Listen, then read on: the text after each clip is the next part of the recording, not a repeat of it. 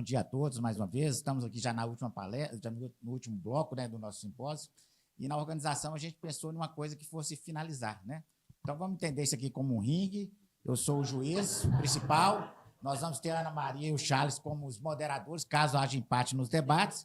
E eu só queria saber, perguntar à organização se a ambulância já chegou, porque se alguém for a nocaute, a gente tem que mandar para o hospital, né? Mas é brincadeiras à parte, né? Controvérsias no CDIS é um tema que me interessa muito. Quem me conhece sabe que eu gosto muito do tema carcinoma ductal in situ. E aqui não é questão de certo ou errado, é apenas opções que a gente pode ter, que não existe uma receita de bolo para todos os pacientes, né? A gente avalia casos. A gente vai partir do princípio de um caso clínico, é um caso hipotético, não é real. Então, eu vou descrever o caso clínico por inteiro e depois a gente vai discutir os temas subsequentes, tá? Então, a paciente sexo feminino, 61 anos, história familiar negativa para câncer de mama, com exames de mama sem alterações, sem comorbidades. Na mamografia tinha um agrupamento de calcificações pleomórficas do QSL da mama esquerda, com extensão máxima de 2 centímetros da área de calcificações, não visibilizadas em mamografia anterior, classificado como categoria 4B. O ultrassom não tinha alterações. Foi feita uma mamotomia e nela veio um diagnóstico de um CDS grau 2 com, está errado ali, é necrose, não necrose, presente em quase todos os fragmentos. Na mamografia, para avaliar o clipe, foi detectado calcificações residuais, né? A imunistoquímica mostrava um perfil de receptores hormonais positivos, fortemente positivos, e essa paciente foi submetida, então, à citorectomia, que mostrou um CDS residual, um grau nuclear 2, medindo 1,2, com margens livres, menor margem de 6 centímetros, realizado a radioterapia em 5 frações com um boost concomitante. Então, aqui eu já dei o caso clínico inteiro para não ter que interromper as nossas palestras. O primeiro tema que nós vamos passar aqui agora e a discutir é exatamente a necessidade de acréscimo da ressonância numa situação que essa, que a gente vivencia frequentemente no nosso consultório, nas clínicas aí. Então, para defender o uso da ressonância, nós vamos chamar a doutora Paula e, posteriormente, o doutor Marco Antônio.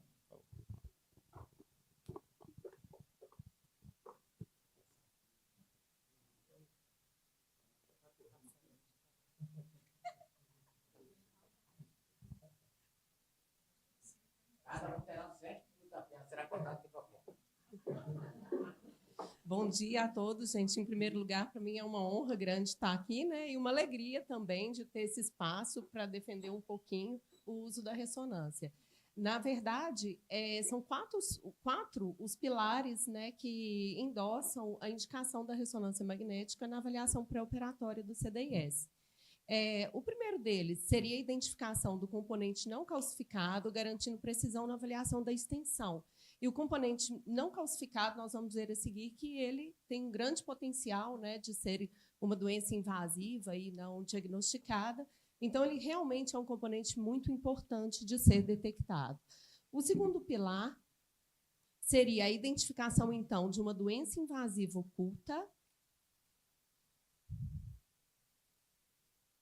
O próximo seria a detecção de focos adicionais de malignidade na mesma mama. E o último seria a mama contralateral.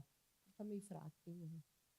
Isso, seria o rastreamento da mama contralateral. Então, eu vou tentar aprofundar bem rapidamente dentro de cada um desses pilares para a gente tentar entender o papel da ressonância magnética nesta avaliação.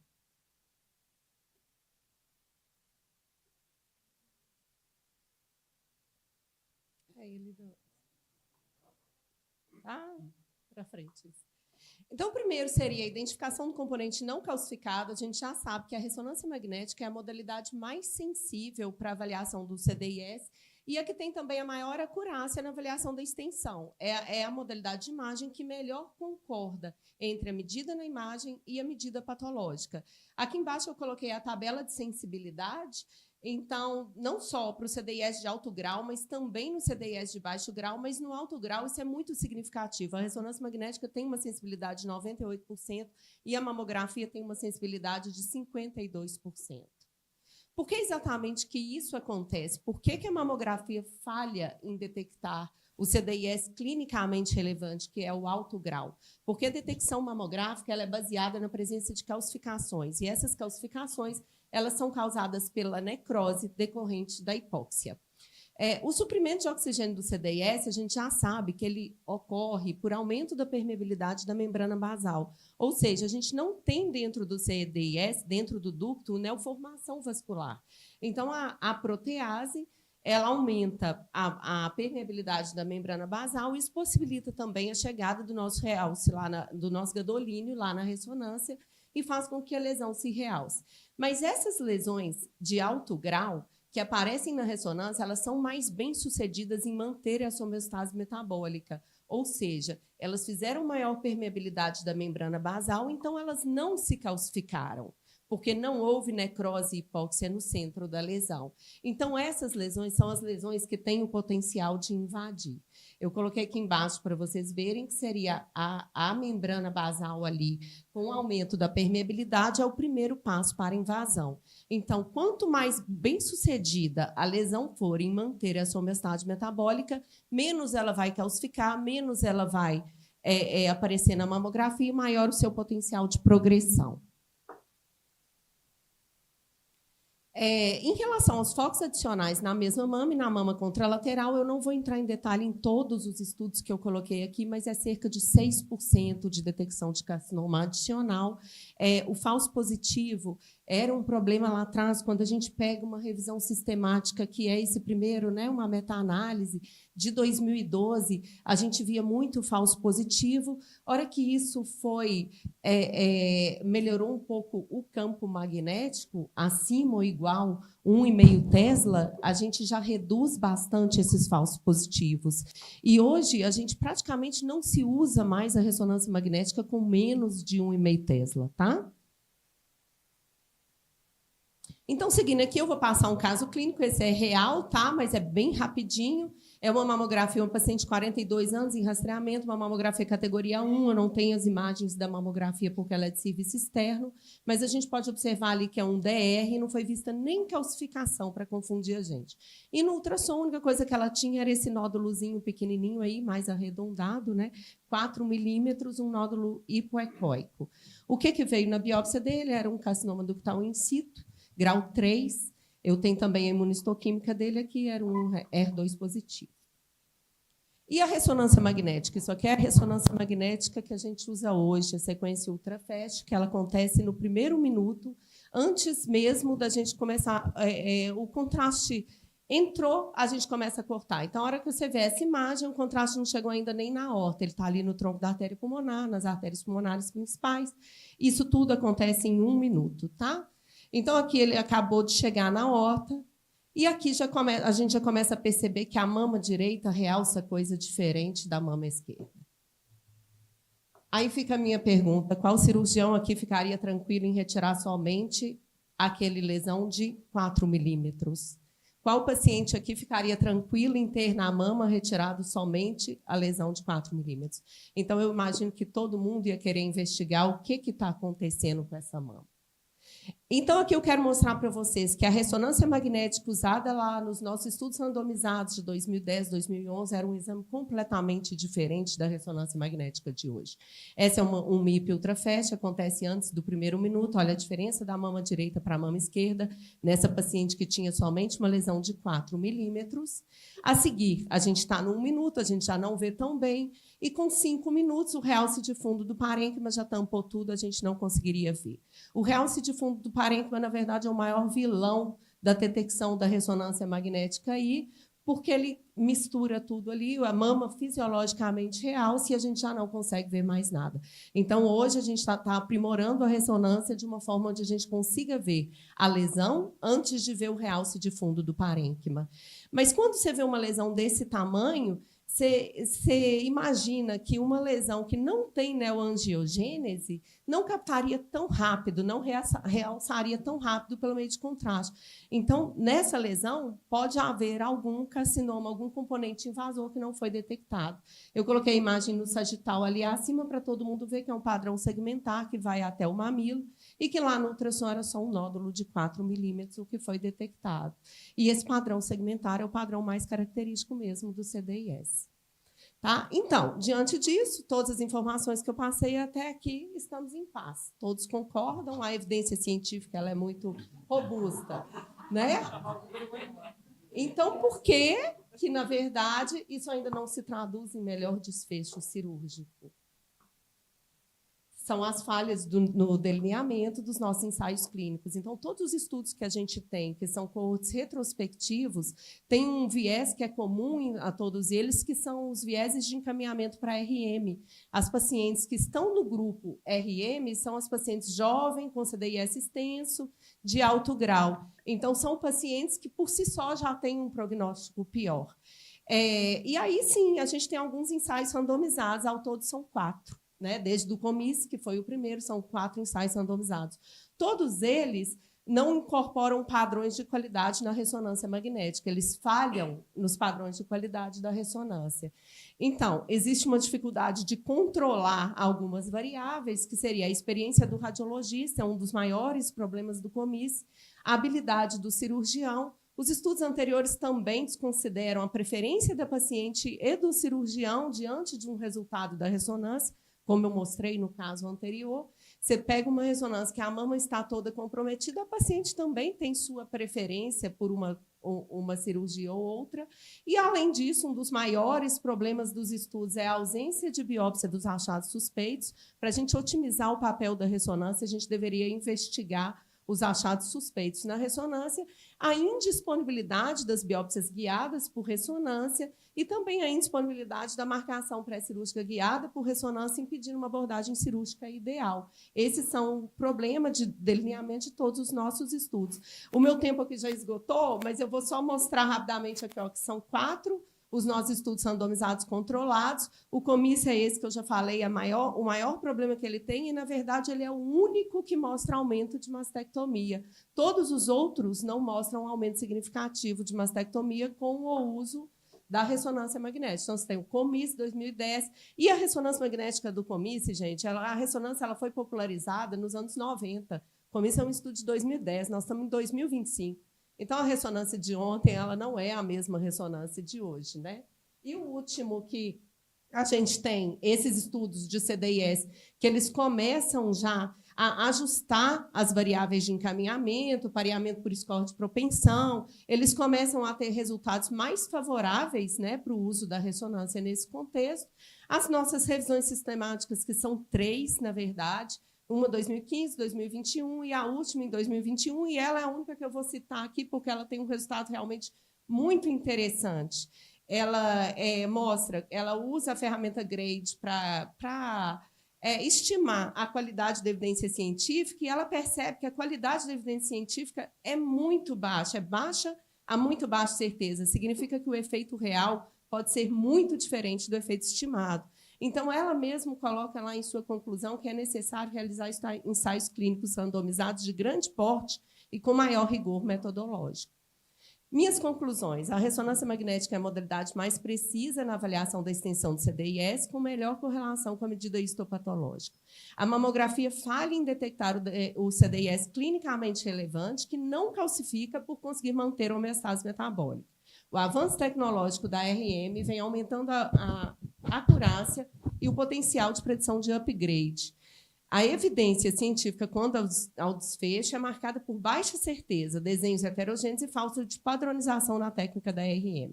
E a ideia de que a RM não tem valor na avaliação pré-operatória do CDIS, ela deve ser desafiada.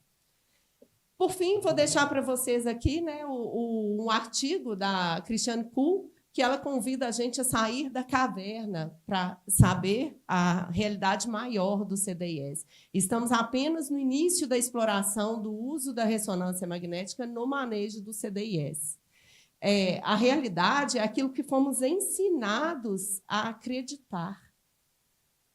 Mas a verdadeira realidade pode ser algo completamente diferente. Era isso que eu tinha para dizer. Obrigada. Aula brilhante, doutora Paula, mas se for para o empate, aí, levar em conta que ela excedeu o tempo, vocês contam no tempo, tá? Agora nós vamos passar agora para o doutor Marco Antônio, que vai defender ou não. Boa tarde, pessoal. Obrigado pelo convite, é um prazer. Parabéns à comissão organizadora, Nara, Leandro. Vamos lá. Já disparou. Eu encontrei com o João ali, o João Henrique, e ele falou uma frase, eu falei do caso para ele, ele falou assim: minha filha, a vida está resolvida, né? Um abraço, tchau, um beijo, está tudo tranquilo. Não, eu quero complicar minha vida, então vou lá fazer uma ressonância de mama. Então, vamos lá. Acho que passou aqui, tem que voltar. Esse não é... Não, mas... Isso, volta um pouquinho. Pode voltar mais. Não, acho que você está indo. Tá, então, esse é o caso clínico e me pediram para responder essa pergunta. Devo pedir uma ressonância de mama para essa paciente? Pode passar? Ah, não, eu tenho aqui, né? É qual que é aqui? Ah, tá, o do meio, principal. Tá, eu não tenho conflito de interesse. Aí eu pedi no chat GPT que fizesse uma foto de um mastologista vendo o exame de imagem e uma radiologista mais preocupada vendo o mesmo exame. Tá? E eu não pedi para o Barba, ele colocou. Então, assim, esse cara tem que tomar cuidado com isso. Mas aí é para mostrar o seguinte, é da função do radiologista tentar ver o máximo de coisas, evidenciar o máximo de coisas naquele exame que ela está laudando. Seja uma ressonância, um raio-x, qualquer coisa. Agora, cabe ao médico assistente, no caso aqui é o mastologista, que acompanha o paciente, que vai definir o tratamento, o que realmente é importante para aquela paciente no tratamento e na sobrevida dela. Bem, a gente sabe que o CDIS tem baixa mortalidade, tem altas taxas de cura com tratamento conservador, exames mais sensíveis, como a ressonância, aumentam sobre diagnóstico e sobre tratamento. A maioria dos trabalhos científicos estão relacionados com carcinoma invasor e, mais recentemente, o uso da ressonância no CDIS. Então, para essa paciente, eu levei lá para o GROK3, que é uma IA, e a resposta foi não. E é importante sempre lembrar, quem está usando IA, a inteligência artificial ela tem compromisso com a coerência, ela não tem compromisso com a verdade. Então, a gente tem que estar atento nas referências que eles colocam. Tá? Mas aqui as referências todas são fiéis, e ele responde que não. Com base na literatura atual, não há indicação de uso de ressonância para essa paciente. Aí eu perguntei para o chat GPT, a resposta é a mesma coisa. Ela cita aqui meta-análise, cita o NCCN, com as referências todas, que eu vou falar algumas delas, e a mesma coisa. A literatura e diretrizes atuais não recomendam ressonância de mama de rotina. Aí foi no Open Evidence, mesma coisa, também fala do NCCN, fala que apesar da maior sensibilidade, particularmente para lesões que são ocultas e tudo, a resposta é, aqui, ó, apesar de sua sensibilidade, o uso rotineiro da ressonância em pacientes com CDIS não é universalmente recomendado, visto que faltam dados de resultados de longo prazo e o risco excessivo de tratamento excessivo permanece uma preocupação. Ali embaixo, a ressonância pode influenciar o planejamento cirúrgico e ajudar a prever a progressão invasiva, mas seu uso deve ser individualizado, ponderando os benefícios da detecção aprimorada com os riscos de superestimação e tratamento excessivo. Aqui mais referências. Bem, aí quando você joga no PubMed, você tem cerca de 600 trabalhos relacionando ressonância e carcinoma in situ, principalmente nos últimos 10, 15 anos. E aí a gente vai para os guidelines, que é o que tem, que nos orienta na conduta do dia a dia, né? Porque a gente tem literatura hoje para fazer quase tudo e até agora literatura para não fazer nada. Então, tem que tomar muito cuidado. Bem, o NCCN, a última versão, ele coloca ali um capítulo de CDIS. Quando você clica, ele abre ali o capítulo de princípios da ressonância e aí vem a mesma, vocês vão ver que é bem repetitivo os trabalhos. Ele coloca que pode ser usado para avaliar a extensão do câncer, a presença de multifocalidade, multicentralidade, mas por falta de dados de significância, que demonstre que o uso da ressonância possa facilitar as decisões de tratamento relacionadas à recorrência local e sobrevida do paciente. E uma outra informação importante, que ele coloca que adicionais achados devem ser confirmados. Isso é importante para que a gente vai ver aqui na frente. Bem, na Cochrane você tem um trabalho randomizado, é um trabalho francês com 360 pacientes, que foi dividido meio a meio para fazer ou não ressonância, e a conclusão do estudo não demonstrou melhora cirúrgica suficiente para realizar a ressonância nesses pacientes com CDS. No entanto, isso pode ser reconsiderado com o aprimoramento de novas sequências de ressonância e novas modalidades técnicas.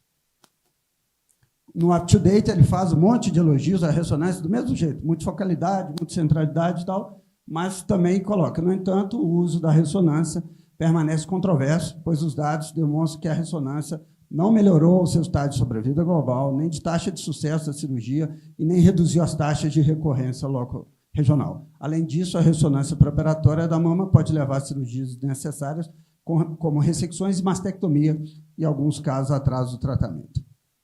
Essa é uma meta-análise de 2015, que o somado deu cerca de 3.000 pacientes, e eles tiveram a mesma conclusão, que a ressonância para CDIS não está associada à melhoria do tratamento cirúrgico. Aqui é um grupo europeu que fez essa avaliação em 2021, foram encontradas poucas evidências, aqui foram 3 trials randomizados e 23 estudos coortes, e que sugere que não há melhora nos resultados cirúrgicos com avaliação preparatória por ressonância no CDS. Há necessidade de grandes trials para poder definir melhor o papel da ressonância. Aqui um trabalho recente do Colégio Americano de Radiologia, e eles colocam que, usado em conjunção com a mamografia, a ressonância pode ajudar no manejo do CDIS, entretanto, dados de longo período são escassos. E ela usa uma das referências dela, é um trabalho da doutora Andréa Barrios, que é de 2010, um trabalho mais antigo, e que também chegou à mesma conclusão, que ele não prevê com precisão a extensão da doença, os resultados de pacientes com CDIS devem ser interpretados com cautela, e a decisão de uma mastectomia não deve ser tomada apenas com os achados da ressonância. Bem, então a ressonância tende a superestimar a extensão do CDIS, aumenta as taxas de mastectomia, mais biópsias, mais ansiedade e custos. Aí, lógico que a gente tem que ter a mente aberta, a doutora Paula falou isso, eu tenho um prazer de trabalhar com ela lá no hospital. Você imagina você entrar num aparelho daquele ali e você ia sair torrado do outro lado. É um negócio, uma torradeira gigante. Mas aí a gente tem hoje aparelhos de 3 Tesla, que vem melhorando os trabalhos, tem novas tecnologias, como essa difusão ponderada, que você usa manejamento de movimentação de células, moléculas de água, para diferenciar tecidos, e, lógico, uma equipe extremamente treinada, isso ajuda a trazer um melhor papel para a ressonância no futuro. Bem, isso aqui é um dado, ele não é diretamente relacionado a exames de imagem, mas tem um paralelo aí, não muito oficial, mas parece que existe, que é isso aqui. Esses são dados de 2021, o desperdício de dinheiro com fraudes e exames desnecessários. 80% a 90% dos resultados são normais dos exames, 20% a 30% não são sequer retirados, 25% a 65% dos exames e procedimentos são desnecessários, 40% a 50% das consultas são desnecessárias, 85% das campanhas não causam impacto epidemiológico, 55% das urgências, das emergências não são urgentes e 70% das doenças são decorrentes do estilo de vida da população. Então, isso tem um prejuízo aí de cerca de 22 bilhões de reais. Isso também está na conta dessa questão de exames. Bem, e, por fim, uma frase da doutora Cristiane Kuhl, que a doutora Paula citou, eu estava lá na JPM 2021, e ela foi instigada lá, e ela soltou essa aí. Se você não faz uma biópsia por ressonância, então não faça a ressonância, que é um outro limitador que nós temos aqui. Bem, então, para essa paciente, nos dias de hoje, pelo menos nesse momento, não pediria ressonância. Obrigado. Obrigado, Marco Antônio. O empate ocorreu, inclusive, no exceder o tempo. Tudo bem. Vamos lá, gente. Agora, como o caso foi meu, eu estava coordenando a mesa, eu não indiquei a ressonância. E aí nós vamos para o próximo passo do debate. Após a cirurgia dessa paciente, seria indicado ou não radioterapia? E nós teremos 2 radioterapeutas, obviamente, debatedores, embora a doutora Débora tenha sido colocada como radioterapeuta, que também poderia ter participado, né? Mas não é dessa vez, Débora. E aí nós vamos começar aí com a indicação da radioterapia nessa situação desse caso clínico, chamado primeiro do doutor Leonardo Chamon. Bom dia ainda, né? Não sei se é boa tarde ou bom dia, gente. Queria agradecer o convite, é um prazer falar para vocês aqui hoje. E eu vou defender a radioterapia no carcinoma ductal in situ. Bom, então é isso aí, não tem conflito de interesse. Primeiro slide, então, aqui eu vou mostrar, é uma meta-análise com 4 grandes estudos prospectivos randomizados que testaram a radioterapia pós-cirurgia conservadora. Compararam aqui a rádio mais cirurgia conservadora versus cirurgia conservadora isolada, e os 4 estudos mostraram resultados semelhantes aqui em redução de cerca de 50% do risco de recidiva local. Aqui os gráficos do estudo, né? Uma redução aqui de 28% para 12,9% com a radioterapia, então 50% de risco relativo. Fizeram análise de subgrupos, pacientes com idades mais avançadas, né, com melhor prognóstico, também tiveram benefício. Pacientes com tumores menores também tiveram benefício. Grau também teve benefício. Aqui, margem, né, foi um fator. Mesmo paciente com margens negativas, o benefício foi grande. E nota-se aqui que margem positiva parece que ser o maior fator de pior prognóstico, né? Então, os pacientes com margem positiva aqui tiveram um índice de recidiva bem mais elevado. Aqui é um estudo retrospectivo, mas é um estudo publicado no JAMA em 2018, com a base de dados americanos, com mais de 140 mil pacientes com carcinoma in situ. 25% foram submetidos à cirurgia conservadora mais radioterapia, 46% só cirurgia conservadora e 28% mastectomia. Esse estudo mostrou uma menor mortalidade por câncer de mama com a radioterapia. Então, é um estudo retrospectivo, mas teve esse resultado aí positivo. Tem um outro estudo parecido, mas a aula tem pouco tempo, eu não coloquei esse outro estudo. E tem 2 estudos bastante citados buscando a omissão da radioterapia no tumor in situ de bom prognóstico. Esse é um estudo do ECOG, ele é um estudo prospectivo, mas ele é de braço único, ele não é randomizado. 670 pacientes foram divididas em 2 grupos, né? A idade média era de 60 anos, critério de inclusão eram pacientes com margens de 3 milímetros ou mais, porém a grande maioria dos pacientes tinham margens maiores que 5 milímetros. Grupo 1 de melhor prognóstico eram tumores de baixo grau, tumores menores ou igual a 2,5 centímetros. Grupo 2, tumores de alto grau, tumores pequenos também, menor ou igual a 1 centímetro. Então, todas as pacientes foram submetidas à cirurgia sem radioterapia, 31% delas usaram tamoxifeno. Esse estudo, então, mostrou uma elevada taxa de recidiva local com a omissão da radioterapia. Aqui temos um segmento aí de quase 20 anos. Em 10 anos, no grupo aqui de melhor prognóstico, em 10 anos, a taxa de recidiva local foi em torno de 12%. Os autores esperavam uma taxa aí de 5%.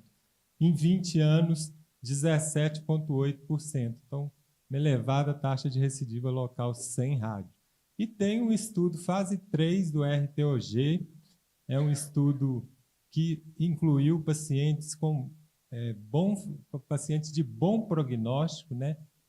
Bons fatores de risco. 636 pacientes foram incluídos no estudo, porém eram planejadas 1.790. Então, esse estudo foi fechado precocemente por pobre recrutamento. A idade média era de 58 anos, então eram tumores de baixo grau, tumores menores ou igual a 2,5 centímetros, mas a média dos tumores no estudo foi de apenas 0,6 centímetros. As margens finais, o preconizado eram 3 milímetros ou mais, mas a maioria dos pacientes tiveram margens maior do que 10 milímetros, 1 centímetro, então prognóstico ainda melhor do que os critérios de inclusão. Os pacientes foram randomizados para cirurgia, algumas receberam tamoxifeno, versus cirurgia mais radioterapia, algumas receberam tamoxifeno também, mostrando aqui que no braço que recebeu só cirurgia, houve maior uso do tamoxifeno com P significativo. Então, mesmo assim, mesmo em tumores com bom prognóstico, pacientes que fizeram só cirurgia usaram mais tamoxifeno, a diferença entre os 2 grupos foi gritante. Foi maior do que nos estudos prévios, foi maior do que 60% de redução de risco de recidiva locorregional, de recidiva local, né? Nota-se aqui que as curvas elas se elevam bastante depois de 10 anos. Então, esse estudo é um estudo bastante citado, né, importante, e ele mostrou toxicidade grau 3 em apenas 3 pacientes. Uma teve dor mamária com necessidade de opioide, outra cardiomiopatia com uma necessidade de tratamento medicamentoso mais intenso e arritmia com necessidade de tratamento medicamentoso mais intenso. Conclusões do autor é que a rádio reduz significativamente a recidiva, mesmo em pacientes de baixo risco, no curto e longo prazo. E, ao avaliar a rádio, devem ser considerados fatores como idade, expectativa de vida e uso de hormonioterapia, né? Então, talvez pacientes mais idosas, com expectativa de vida menor, a gente poderia omitir a radioterapia. Bom, é isso. Agora nós vamos convidar o doutor Miguel para defender a não irradiação na situação. Eu até fiquei preocupado ali, porque o Miguel, quando ele faz essa sensação que ele está pensando assim, vai vir coisa boa. Vamos ver o que ele vai trazer para a gente. Bom, boa tarde a todos. Eu quero agradecer aos organizadores a gentileza do convite, né? E a oportunidade de discutirmos juntos aqui sobre... Desculpa aqui, ó. Vamos isso. Sobre desescalonamento da radioterapia, não é isso? Eu não tenho conflito de interesse factual ou potencial aqui nessa apresentação, e a farta documentação bibliográfica na literatura, através de estudos com prospecção aleatória de pacientes, revisões sistemáticas, meta-análise, estudo de base populacional, né, que nos indicam quais são os fatores prognósticos relacionados à recorrência in situ invasora. Idade, tamanho, detecção clínica, comedo do carcinoma, grau, imagem. Não está funcionando aqui a minha pointer. Aqui? Não, desculpa, não. Só um minutinho.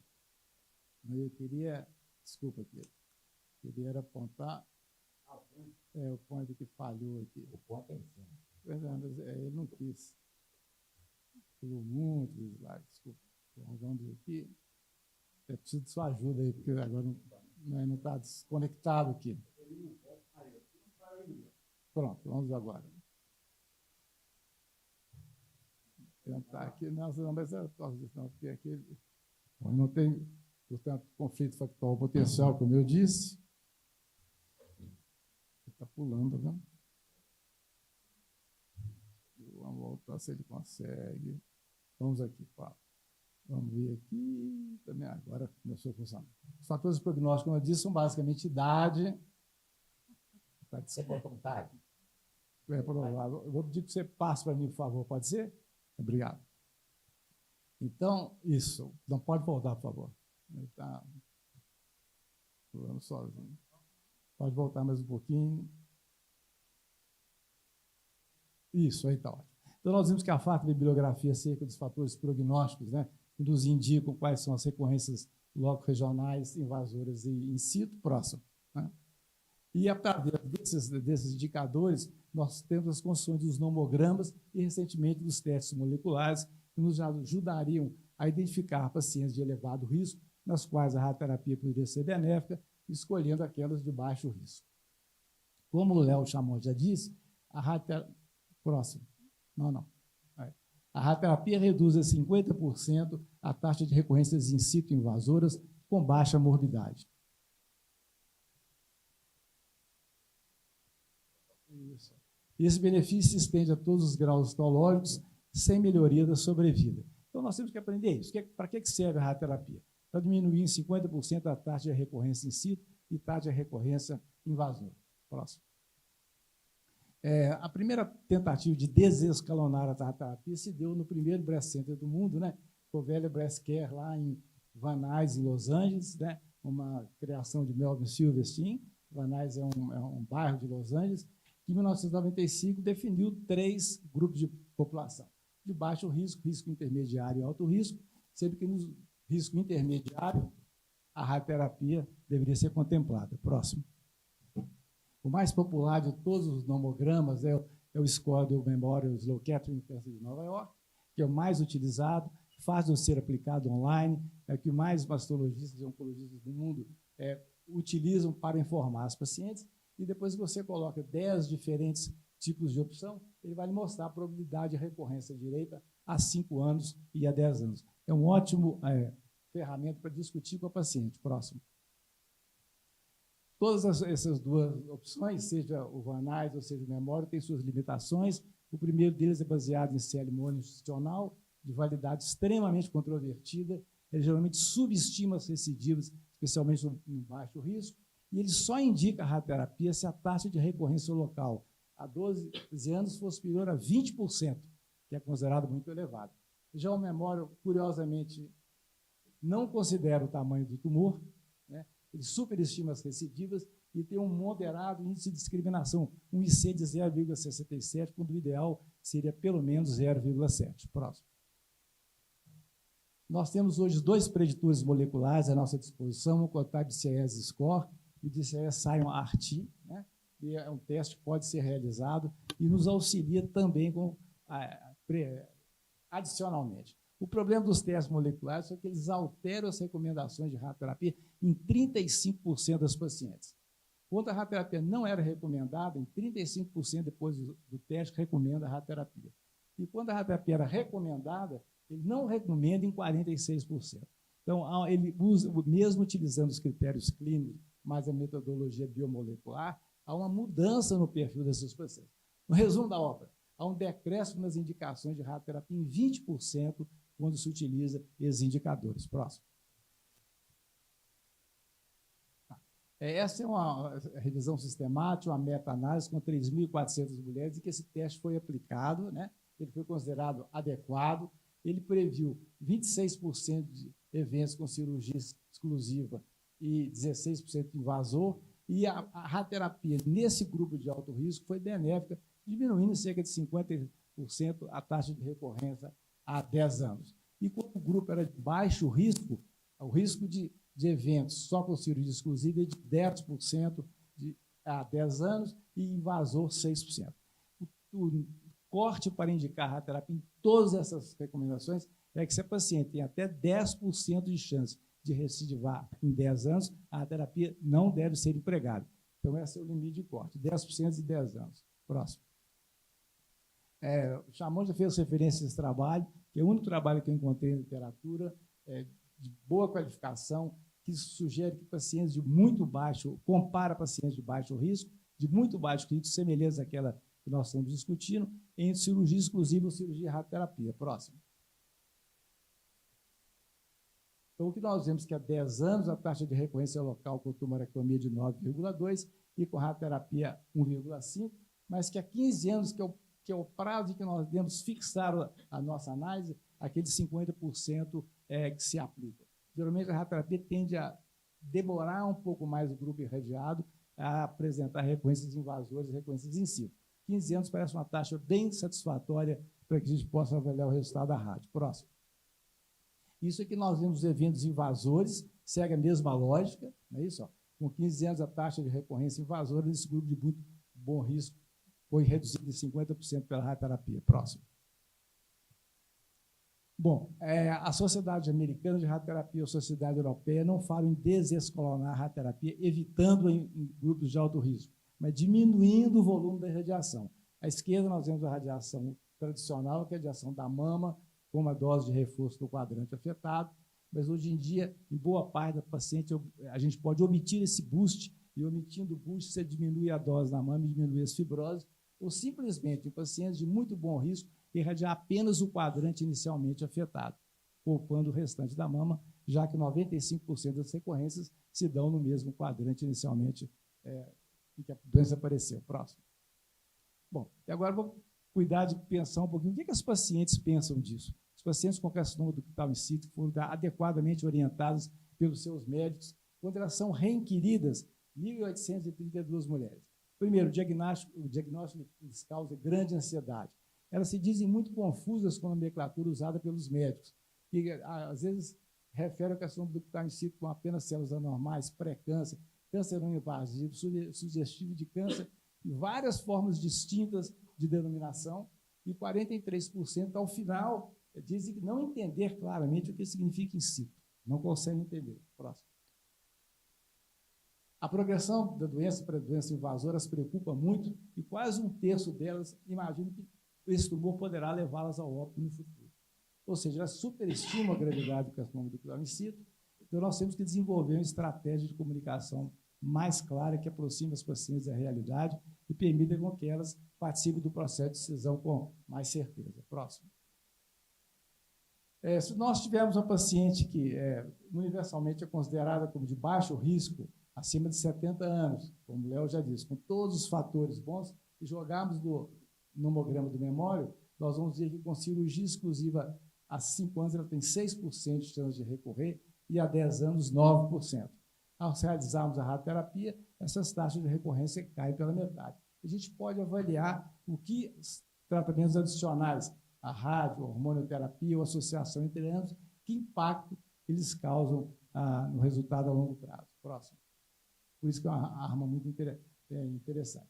Se nós formos procurar o NCCN, ele nos sugere 2 estratégias diferentes. A primeira delas é irradiar todo o seio, aqui, com ou sem dose de reforço, considerado como de uma categoria 1 de alto nível, mas colocam a não realização de radioterapia como uma categoria 2B, ou seja, com baixo nível de evidência. Próximo.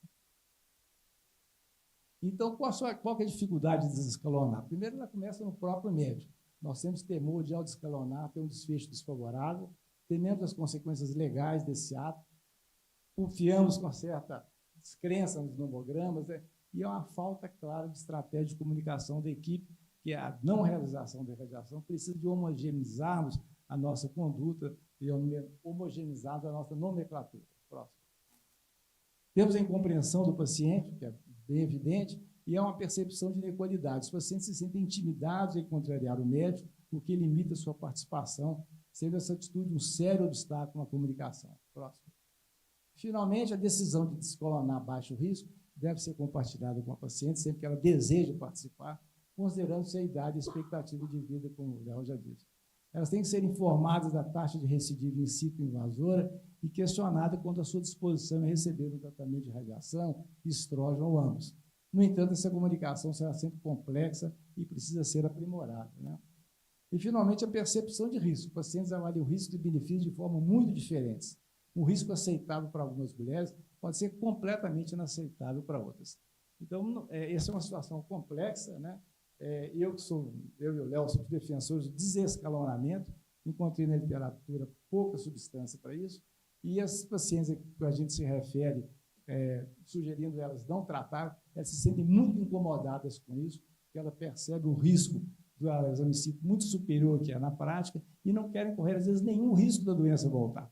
Elas acham que uma recorrência vai ser novamente um novo sofrimento, nova cirurgia, nova expectativa, e gostariam sempre que possível, e um pouco fantasiosamente, de resolver definitivamente aquele problema com a adição de radioterapia. Muito obrigado.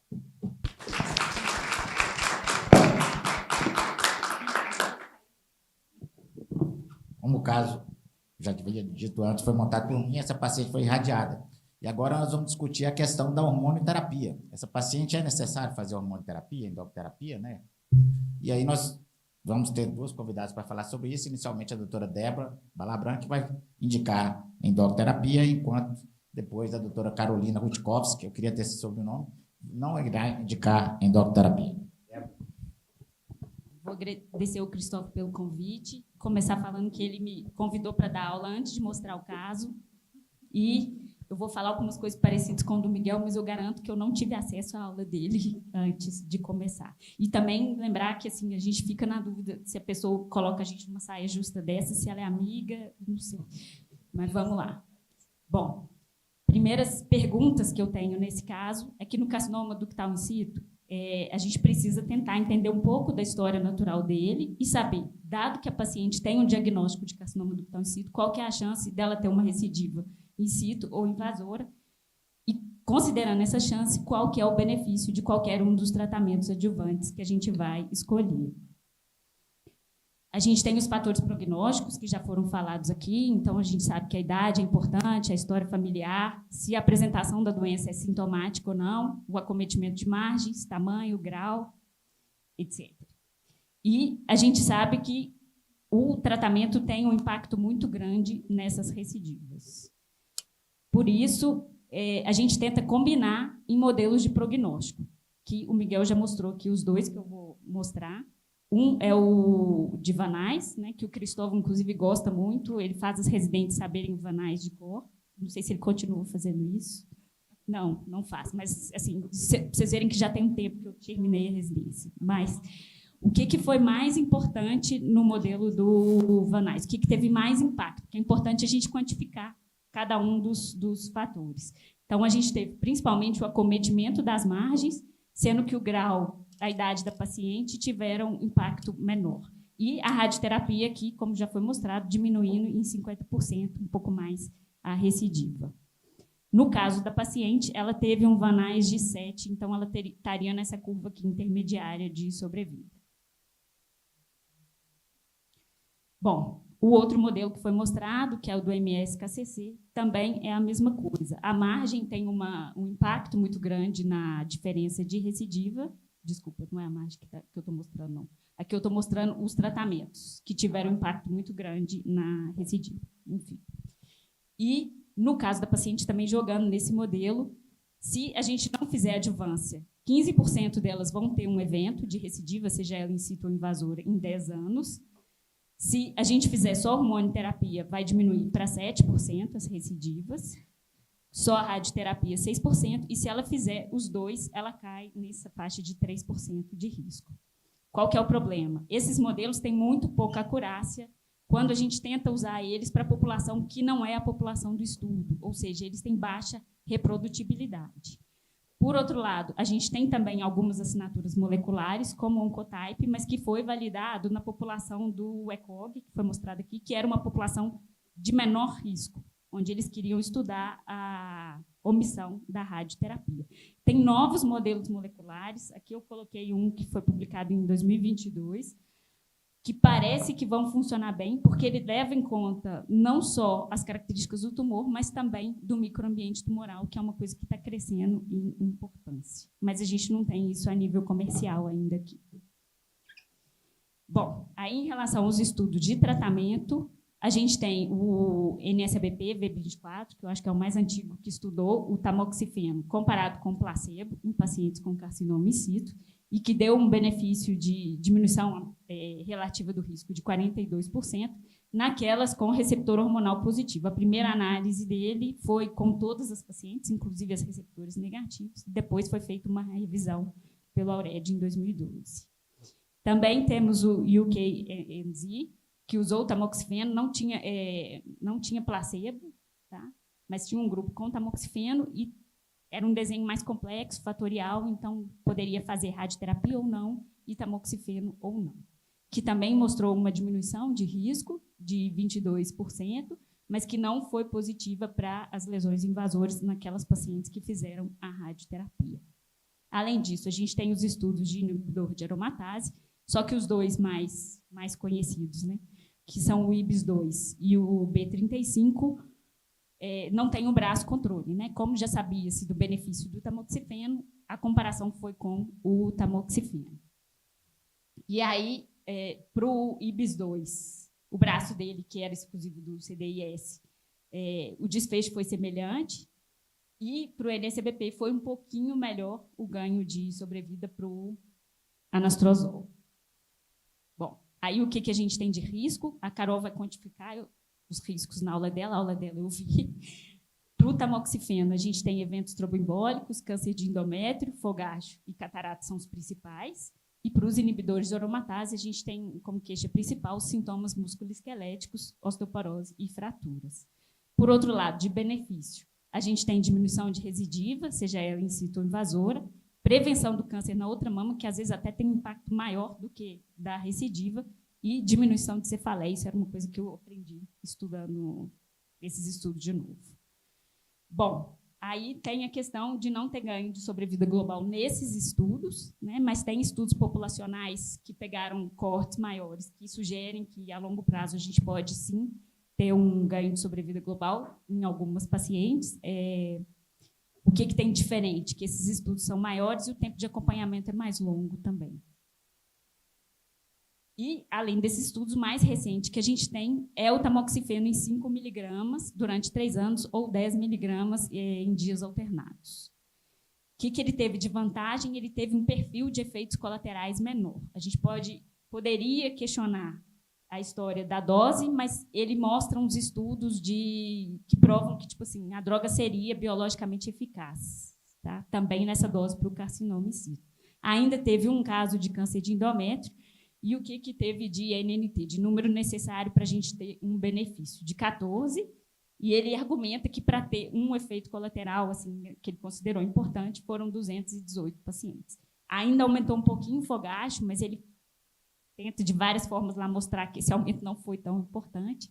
E também mostrou o efeito carry-over do tamoxifeno. Então, depois esse NNT foi na atualização de 2023, que mostrou esse NNT de 14, que é um pouquinho menor até do que o do B24, que é de 19. Bom, sempre lembrar, quando a gente está indicando uma adjuvância, que essas pacientes que estão aqui para baixo da curva são os que vão recidivar, independente da gente fazer o tratamento, e as que estão para cima da curva, e olha que a curva aqui só vai até os 50%, né? Quer dizer, tem um monte de paciente aqui para cima que não iria se beneficiar. Eu não podia deixar de mostrar isso. Bom, aí, em termos de recomendação das sociedades, tanto o NCCN quanto a ESMO indicam a gente, pelo menos, considerar o tratamento com hormonioterapia, principalmente nas que não fizeram radioterapia, onde o risco vai ser um pouco menor. Concluindo, eu acho que é uma oportunidade da gente prevenir doença invasora, a gente não tem muitas, principalmente no câncer de mama, né?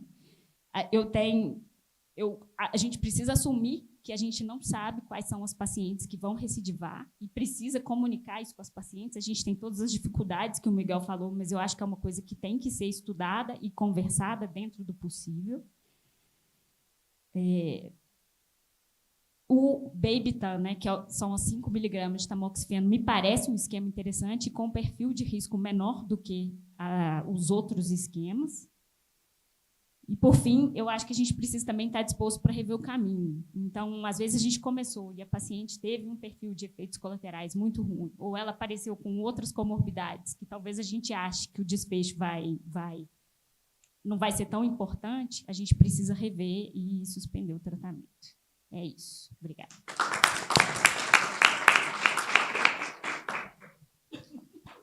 Para concluir aqui, defender o não uso da endoterapia, nós vamos trazer agora a doutora Carolina.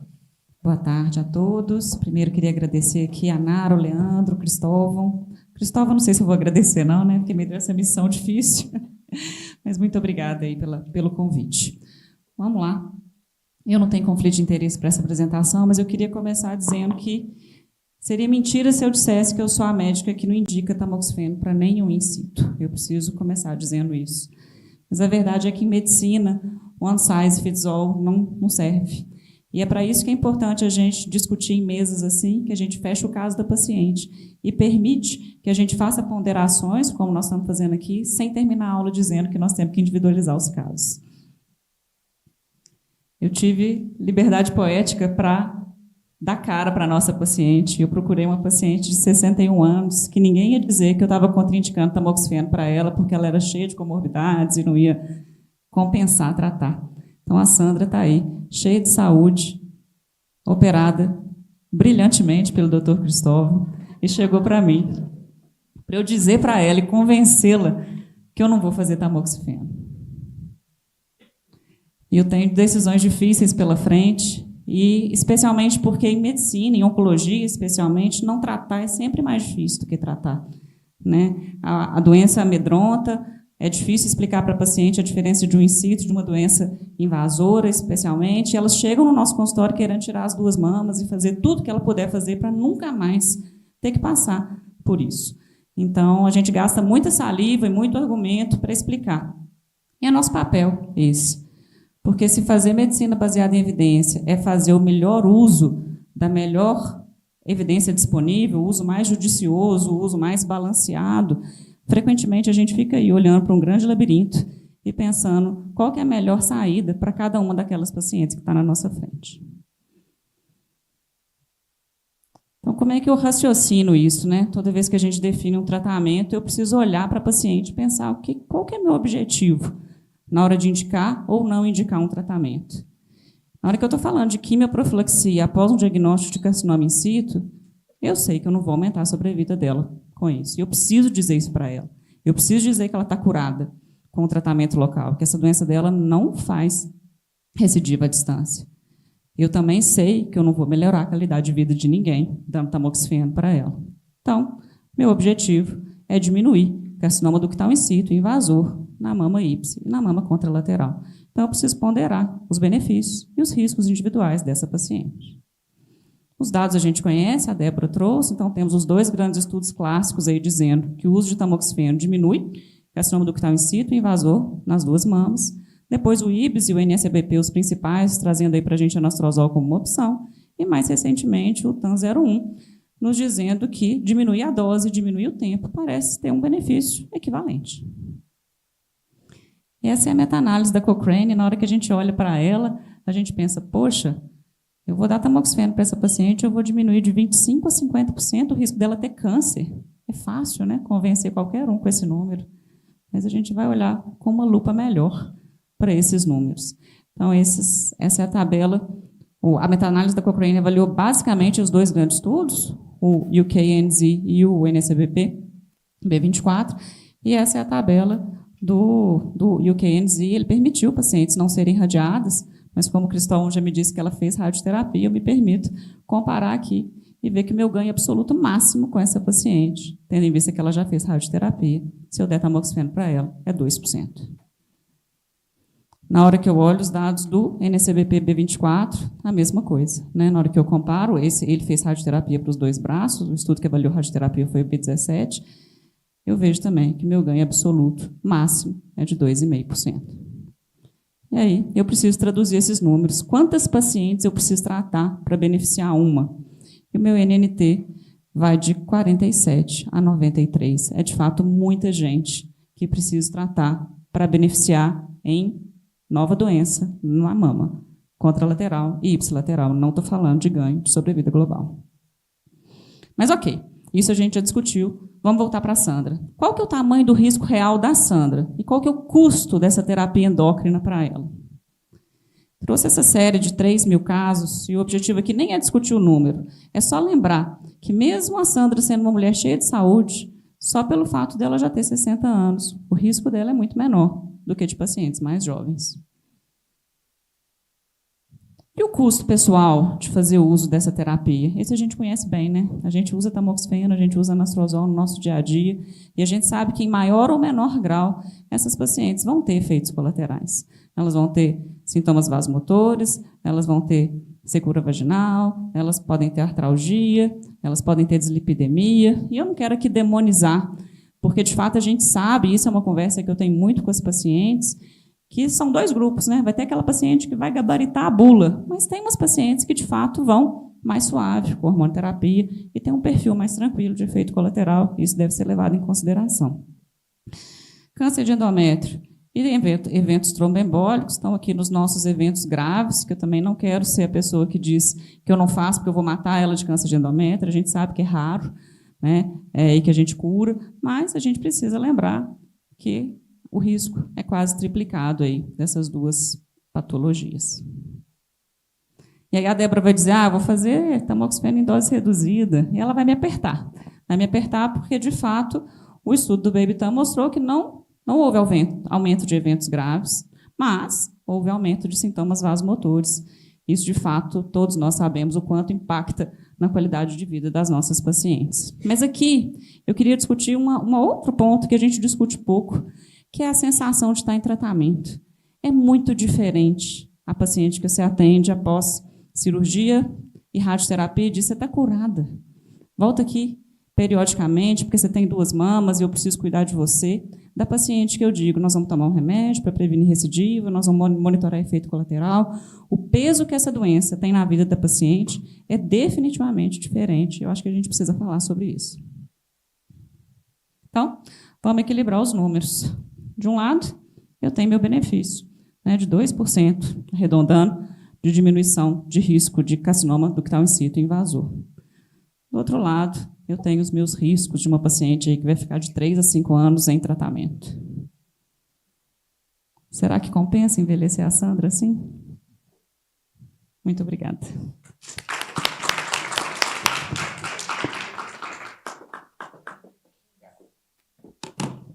Obrigado, Carol. Acho que medicina é uma coisa interessante, né? Porque a gente pode fazer análise de números, usando números absolutos ou números relativos, eu convenço qualquer paciente que ela deve fazer qualquer tratamento. O caso da hormonoterapia é bem típico disso. E quando a gente está fazendo a aula, inconscientemente a gente vai puxar aquele lado que a gente está pensando. Não sei se vocês observaram, mas a Carol ela comentou sobre o número relativo de benefício do benefício do tamoxifeno, de diminuição de 50% de uma forma geral de recidiva, e falou que isso, transformado em número absoluto, é de 2%. Depois ela comentou sobre o risco de aumento de risco de câncer do método, mas aí ela só deu o número absoluto, 2 vezes 3%, mas não comentou que isso é sobre uma doença que é muito pouco prevalente, ou seja, é quase nada. Então, a gente pode trabalhar com números e a gente consegue modificar pensamentos de um paciente com muita facilidade. Ela está defendendo a sardinha dela, está correto. Mas, para concluir aqui, nós vamos aos embates, aqui, aos juízes de linha. Considerei que todo embate terminou em empate, então os juízes de linha vão definir quem for o vencedor, se teve algum vencedor. E, para começar, eu gostaria que a Ana Maria comentasse aqui, fizesse comentários sobre os comentários iniciais, se tivesse algum questionamento também aos palestrantes. Boa tarde, obrigada, Cristóvão. Eu agradeço imensamente de estar nessa mesa. Obrigada, Nário, Leandro também. Eu vou só perpassar pelas aulas, algumas coisas que eu notei, né? A Paula nos falou sobre a questão da reoperação, né? Que muitas vezes, quando você não faz a ressonância, você precisa reoperar a paciente, exatamente para conseguir margem.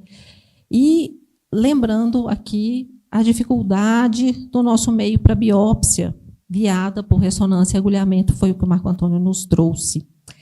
Essa questão do Marco Antônio, quando ele fez a pergunta para a IA, ele já trouxe a paciente tendo feito o setor. Eu acho que essa pergunta tinha que ter sido feita antes, porque a inteligência artificial ela vai falar realmente que quando você já tem uma lesão com margem livre, né, e no caso mais do que 5 milímetros, não tem, teoricamente, por que você fazer qualquer outro método de imagem, já que você tirou. Então, acho que deveria ter sido feita antes.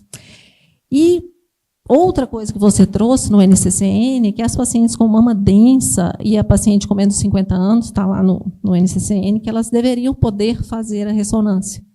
Então, é algo que a gente tem que lembrar, que algumas pacientes em CDIS podem ter essa necessidade de fazer a ressonância, para saber da extensão da lesão. O Leonardo nos pontuou essa questão da radioterapia reduzir em 50%, e o Miguel sobre o Oncotype de CIS, que a gente geralmente não tem acesso no nosso meio, a gente não vê muito, mas que é algo que a gente deveria disponibilizar mais e conversar mais para poder ter essas indicações de radioterapia. Além disso, a Débora nos trouxe a questão da hormonioterapia na prevenção do câncer de mama contralateral, na prevenção da recidiva e no câncer de novo, especialmente no invasor. Então, a ponderação da Débora sobre isso. E a Carol, né, nos trouxe, junto com a Débora, a questão da gente ver a outra parte da curva, né, quantas mulheres vão ser tratadas e que não vão ter benefício nenhum. Eu vou trazer um outro ponto, Cristóvão, que não é dessa paciente sua, mas é das pacientes em geral, que quando a gente faz medicina personalizada, cuidado centrado no paciente, na paciente do CDIS, eu tenho uma questão da cirurgia paradoxal. É a paciente que eu tento operar mais possível. Então, essa você fez uma cirurgia conservadora, mas atualmente eu tenho oferecido mais a possibilidade dela fazer mastectomia e mastectomia profilática contralateral. Porque é uma paciente que potencialmente eu trato com a minha cirurgia. Ela não vai precisar de hormonoterapia, ela não vai precisar de radioterapia. Ela vai ter os efeitos de risco de perda de prótese, os efeitos de risco da cirurgia, mas a Nara trouxe para a gente hoje, daqui a pouco antes, falando que a questão da qualidade de vida da paciente que faz cirurgia de radioterapia, cirurgia conservadora com radioterapia, ela é parecida com a paciente que faz mastectomia bilateral. Estava no slide lá da Nara. Então, essas pacientes, paradoxalmente, eu acho que elas têm a chance de ter uma doença curada com cirurgia. E nunca mais, ou em 2% das vezes, ter um risco de ter uma recidiva. Dentre as palestras, eu vou fazer só uma pergunta para o Miguel. Miguel, nessa parte que você trouxe lá da radioterapia para o DCIS, que você falou que você ou faz só o volume da mama, ou faz, teoricamente, só o boost. Qual deles você prefere e por que, no nosso meio, né, a grande maioria faz 5 dias, se nesse caso você também faz 5 dias? Questão interessante. Primeiro, eu vou falar sobre os 5 dias. Universalmente, as pacientes com carcinoma homicídio são tratadas em 25 dias ou com 15 dias de tratamento. A admissão de pacientes com carcinoma homicídio para fazer 5 dias é uma extrapolação do trabalho original que nós fazemos aqui no Brasil, em Minas Gerais, com bastante liberalidade e causa um certo espanto fora daqui. Então, feita essa referência, porque agora eu trato as pacientes com mamas muito volumosas, geralmente já há bastante tempo, apenas tratando o quadrante, a semelhança do que a gente faz com carcinomas invasores com a radioterapia intraoperatória. Você só trata um quadrante. Então, isso é, por extrapolação, a paciente in situ podia ser tratada da mesma maneira. Respondi o que perguntou? Agradecer os comentários da Ana. E se algum dos palestrantes foram citados, quiser fazer algum comentário? Ana, na verdade, eu não sou contra a ressonância, não, tá? Eu acho que eu fui bem fiel nesse caso aqui. Esse caso, para mim, é o seguinte, é aquela mulher que está andando no passeio aqui, ela vê a casca de banana lá no outro passeio. Ela atravessa e vai escorregar lá. Isso é a ressonância. Ou seja, está tudo resolvido aqui, você já tirou a lesão, está com margem livre, está tranquilo, vai fazer sua radioterapia, mas não, ela atravessa a rua, faz uma ressonância. Aí acha um real, você acha uma alteração, pronto, complicou a vida dela. Agora, tem casos que a gente usa, a Paula está aqui para não me deixar mentir, vira e mexe, eu estou lá pedindo para elas laudarem, me mandar um exame. Então, assim, eu não sou contra a ressonância, não. Mas eu acho que, para um caso tão tranquilo, e como são a maioria deles, o benefício que você vai ter em relação à dor de cabeça de ter pedido uma ressonância, a gente vê isso todo dia, só uma breve coisa aqui. Uma médica do interior, a irmã teve câncer de mama, ela fez mamografia, ultrassom, não sei por que cargas d'água lá, deu uma alteração. O que ela fez? Ela mesmo pediu a ressonância e foi fazer. Aí fez. Aí deu o quê? Área de Rehouse, categoria 4. Aí veio, eu tentei fazer um ultrassom, olhei, falei, não achei. Aí a mulher desesperada, com a ressonância categoria 4, aí você tem 2 opções. Você aguenta isso aí 6 meses, você vai fazer uma biópsia por ressonância. Ela ficou 2 meses, quase 3 meses, para conseguir fazer uma ressonância, que não deu nada, e aí ela ficou mais tranquila e está acompanhando. Então, assim, se a gente usar a ressonância de forma abusiva, nós com certeza vamos ter muito problema.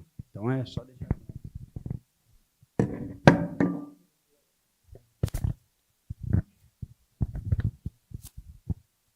Bom, quando saíram os estudos de omissão de radioterapia, na verdade, eram carcinomas invasores. Eu dei aulas, né, o Prime, o Causby, mostrei, né, que se podia omitir radioterapia em algumas pacientes, e mesmo assim, eu recebia pacientes e, quando eu vi uma paciente de muito bom prognóstico, eu ligava para o mastologista para discutir, e o mastologista ele era resistente em não irradiar. Então, na grande maioria das vezes, o mastologista pedia para irradiar, mesmo sabendo, tendo explicado. A paciente também, muitas vezes, ela é desejosa em fazer o máximo de tratamento possível, porque o impacto psicológico da recidiva é muito grande, né? Nos estudos que testaram a omissão da radioterapia, o outro braço, o paciente tinha que usar hormonioterapia. E aí, a taxa de adesão dessas pacientes à hormonioterapia, né? Não é desprezível o abandono do tratamento de hormonioterapia. E aí, qual que é menos pior? Hormonioterapia ou radioterapia? Tem estudos, tem até estudo fase 3, que mostra que a qualidade de vida com a hormonioterapia é pior do que com a radioterapia. Então, era esse comentário aí. No estudo do UK-ANZ, ele responde mais ou menos isso, porque é um estudo fatorial, como a Débora falou, 2x2, e você tem braços que vai dividindo. Então, tem um braço que a paciente ela tem opção. Se ela vai para o braço se ela tem opção, se ela vai para o braço da radioterapia ou vai para a opção de fazer ou não o tamoxifeno. Então, ela alterna. Se ela for para a rádio, ela pode ir depois para o tamoxifeno ou não. Se ela vai para a maioria, essa primeira parte é a opção do paciente. A maioria opta ficar no grupo, tanto é que tem no grupo que vai da radioterapia, que ela vai fazer a radioterapia. E aí ficar opcional ou não. Então, elas têm muito mais medo, opta por ficar no grupo do tamoxifeno. Elas têm muito mais medo da radioterapia do que fazer uso de 5 anos de tamoxifeno. É interessante isso. E é um medo assim, baseado no que acho que fica a conotação que é radioterapia, outra ela pensa um comprimido. Porque radioterapia parece quimioterapia, mas é só o nome. A gente precisa falar isso no consultório todo dia. Agora eu vou chamar o Dr. Charles aqui, para ele fazer as considerações dele. Se quiser fazer alguma pergunta ao palestrante. Pessoal, muito obrigado pelo convite. Parabéns a todos os organizadores.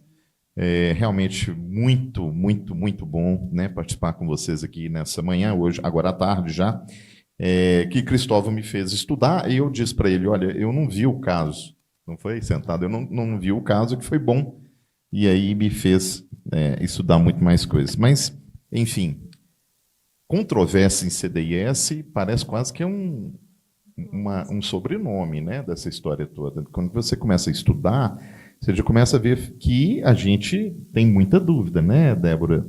Em vários aspectos. E aí eu começo pelo final. A gente tem que trabalhar em conjunto. Desde a questão da fala, do que a gente vai dizer para os nossos pacientes, né, seja num pré-operatório, num pós-operatório, oncologia, a rádio, a gente tem que trabalhar junto. Acho que a tendência é acertar mais. Porque nós vamos, de fato, individualizar vários aspectos. O Cristóvão, a gente vê que ele coloca uma idade de 61 anos, ele coloca, né, um tumor de 1,2, né, mas ele coloca ali também um comedo, ou seja, ele dá uma sapecada na coisa toda para deixar ainda tudo mais difícil. O comedo foi a partir pedido da doutora Débora. Foi pedido? Para ela. Tá certo. Bom, então, falando aqui, né, das aulas, né, parabéns a todos vocês, acho que todo mundo defendeu o ponto de vista de uma forma muito bacana, e eu já participei de debates onde a gente realmente teve equipe. Paula trouxe, né, para a gente as inovações, né, Paula, da ressonância, que não podem ser nunca deixados de ser pensar, que viva a tecnologia. Quando a gente usa bem a tecnologia, certamente a gente vai impactar melhor na saúde dos nossos pacientes. E a gente sabe que, pela epidemiologia do câncer, no questão ductal in situ, aumentou de forma assim expressiva com a aplicação da mamografia, né? Nos Estados Unidos aumentou 500 vezes. Pois é. Então, o superdiagnóstico é uma coisa que a gente tem que sempre pensar, e o Marco abordou muito bem isso, porque a gente precisa pensar, a gente vai diagnosticar mais, para tratar mais, mas sem impacto. Então, eu acho que esse é um fator que a gente precisa de estudar de forma muito importante, tá? E aí eu concordo quando o Marco fala que, olha, se não altera, não faça. Isso eu acho que é a discussão que a gente tem que levar em conta. E apesar de todo mundo achar que é pouco custo, você mostrou muito bem, quando a gente soma aquelas coisas que são pequenas, no final a conta sai muito cara.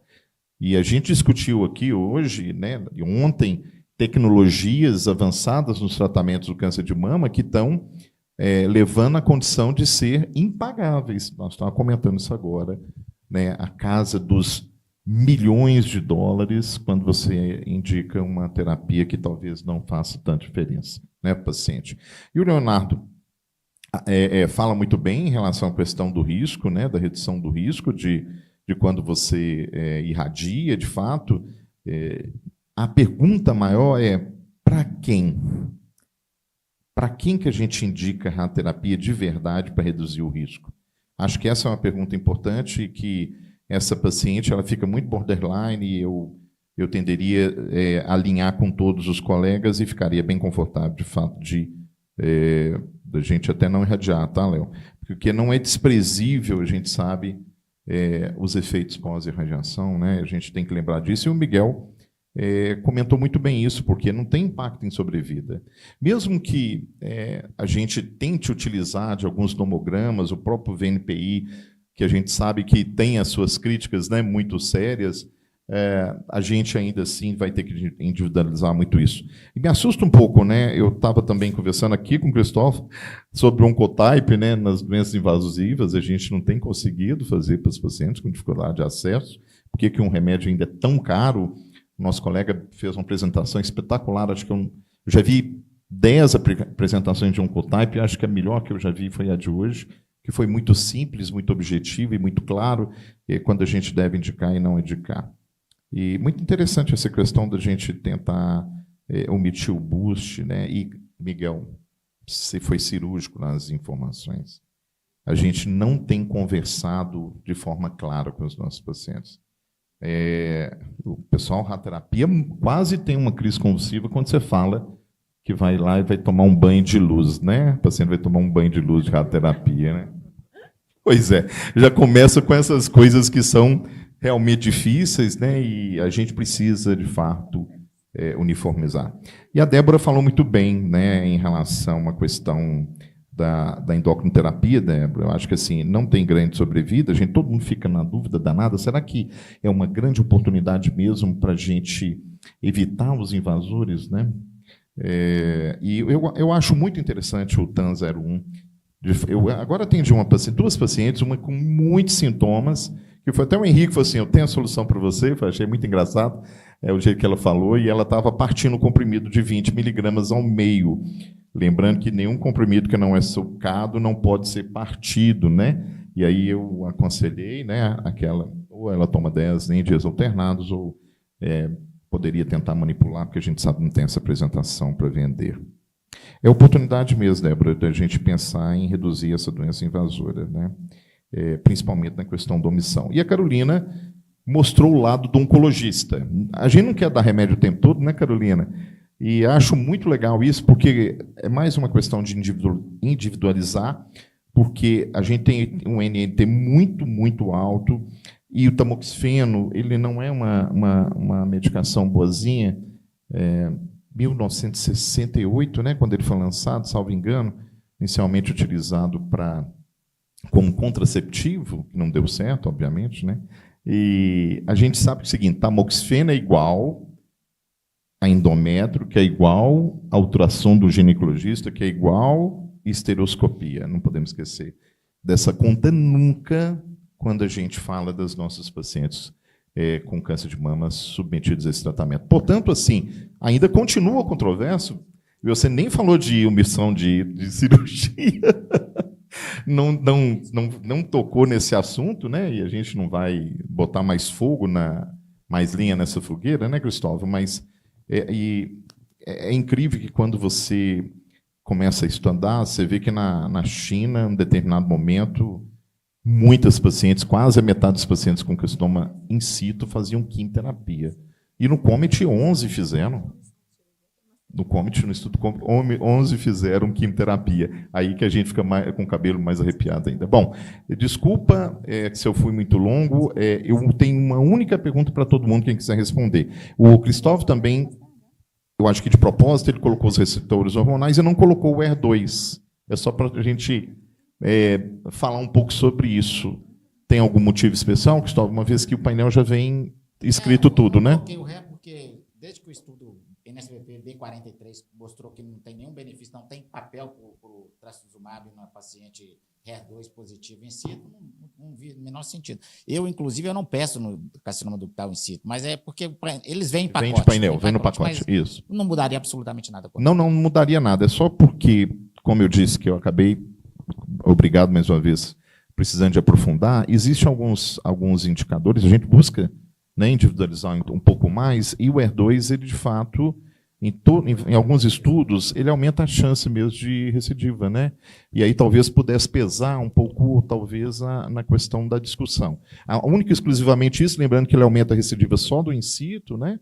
Não é nem do invasor, e tem uma coisa legal, e também a questão do BRCA1, BRCA2, quando está mutado, também a gente sabe que pode ter um certo impacto, né? A gente não falou disso, é um paciente com 61 anos, não tem critério, a gente não falou, né? O Cristóvão colocou muito bem, ela tem uma história familiar que é negativa, mas é só mesmo para implicar e lembrar quem está ouvindo a gente que, de fato, o ER2 não serve para nada em termos terapêuticos, absolutamente nada, só para deixar bem claro, para ninguém pensar que tem que dar nada.